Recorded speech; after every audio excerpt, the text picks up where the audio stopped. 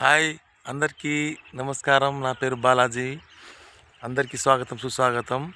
ఈరోజు 2024 31 కాబట్టి యువకులకు నేను ముఖ్యంగా చెప్పబోతున్నా, అందరూ జాగ్రత్త వహించాలి. ఏ పార్టీ చేసినా ఏదైనా కూడా మనం టైంకి ఇంటికి వెళ్ళిపోవాలి. మన ఎదురు ఎందుకంటే సరే పెళ్ళి చేసుకునే వాళ్ళైతే భార్య పిల్లలు ఉంటారు, యువకులైతే ఖాళీగా అమ్మ నాయన ఎదురు చూస్తారు.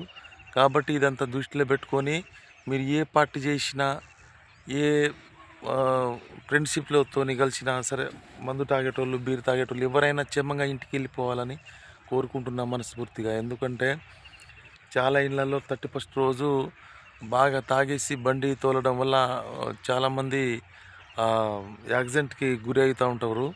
ఆ ఇంటి సభ్యులకు అందరికీ కన్నీళ్ళు మింగిలిస్తారు. కాబట్టి ఇలాంటి జరగకుండా మనం జాగ్రత్త వహించాలి. మనం ఎక్కడ ఏం చేసినా కూడా మనం తొందరగా ఇంటికి వెళ్ళిపోవాలని నేను అందరికీ విజ్ఞప్తి చేస్తున్నా. ఎందుకంటే ఈరోజు యాక్సిడెంట్లు కానీ, మందు తాగి చనిపోవడం కానీ, ఫ్రెండ్షిప్లో కొట్టుకోవడం కానీ అట్లాంటివి జరుగుతుంటాయి, మనం చూస్తుంటాం కామన్గా.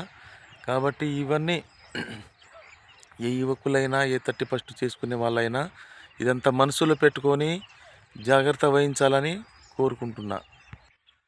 నేను ఎందుకు చెప్తున్నానంటే, అబ్బా మామ రారా 31 చేద్దాం, అబ్బా తమ్ముడు 31 చేద్దాం, దారా అన్నయ్య 31 చేద్దామని రెచ్చగొట్టే వాళ్ళు ఉంటారు. అరే నువ్వు రావారా, నీ ఇంటి పెళ్ళం మాట వింటున్నావారా, ఎంత మేము ఫస్టా పెళ్ళం ఫస్ట్ రా అని అన్నీ రెచ్చగొట్టే వాళ్ళు కూడా ఉంటారు. కాబట్టి ఫ్రెండ్షిప్ కూడా ముఖ్యమే, ప్లస్ మన ఇంటి సభ్యులు కూడా ముఖ్యమే. వీళ్ళని అందరినీ దృష్టిలో పెట్టుకొని బ్యాలెన్స్ చేసే వాళ్ళే సమాజానికి ఉపయోగపడతారు. కాబట్టి మీరు ఇవన్నీ అర్థం చేసుకొని, సరే నాకు చెప్పొచ్చిందో లేదో నాకైతే తెలియదు, ఇదంతా చెప్పాలనిపించింది చెప్పాను అంతే ఇక. కాబట్టి మీరే ఇంకా దీనికి నేను ఎందుకు చెప్పానో మీకే మనసుకు తడుతుంది, మీరు అర్థం చేసుకుంటారని నేను ఆశిస్తున్నాను. కాబట్టి అందరూ క్షేమంగా ఉండాలి, అందులో మనం ఉండాలి అన్నట్టు. అందరు బాగుండాలి, అందులో మనం ఉండాలి అంతే. అమ్మ నాయన పిల్లలు మన సమాజానికి ఒక గుర్తింపు, ఒక మంచితనం.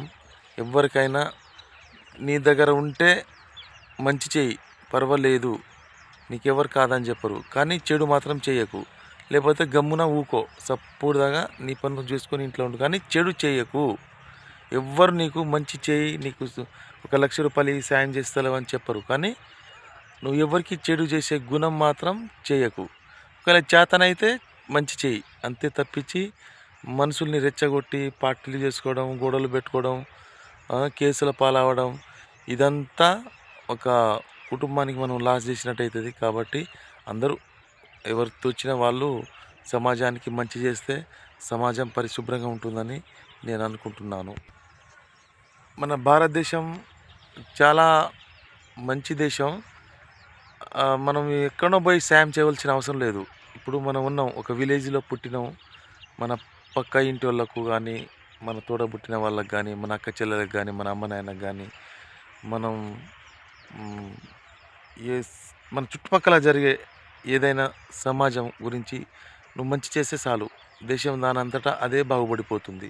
మనం ఎక్కడో పోయి మంచి చేయాలి, పెద్దగా ఆర్థికంగా మంచిగా ఉండి సాయం చేయాలనేది కాదు. మనం ఫస్ట్ లేచినామా, మన పక్కోళ్ళు బాగున్నారా, లేకపోతే ఏమైనా ఆపదలు ఉంటే హాస్పిటల్కి పోయినామా, ఎవరికైనా కబుర్ తీసుకున్నామా అనే టైప్లో ఉంటే అదే మానవత్వం చాటుతుంది. మనం ఎక్కడో పోయి ఢిల్లీకి కానీ, హైదరాబాద్ పోయి, లేకపోతే ఎక్కడ వేరే రాష్ట్రాలకు పోయి సాయం చేయవలసిన అవసరం లేదు. ఎవరైనా అందరికీ, మన చుట్టుపక్కల వాళ్ళకు, మన తోడబుట్టిన వాళ్ళకు మనం బాగుంటే వాళ్ళకు కూడా మంచిగా చెప్పి మనం మంచి దారిలో పెడితే అదే సమాజానికి మంచి చేసినట్టు. Okay, thank you. మనకు డబ్బులు ఇస్తేనే మంచితనం వస్తుంది, మనం డబ్బులు ఇస్తేనే సాయం చేసినట్టు కాదు. మాట సాయం అంతే, మాట మంచితనం అది ఒకటి ఉంటే చాలు. Thank you friends. ఈ వీడియో కనుక మీకు నచ్చితే షేర్ చేయండి.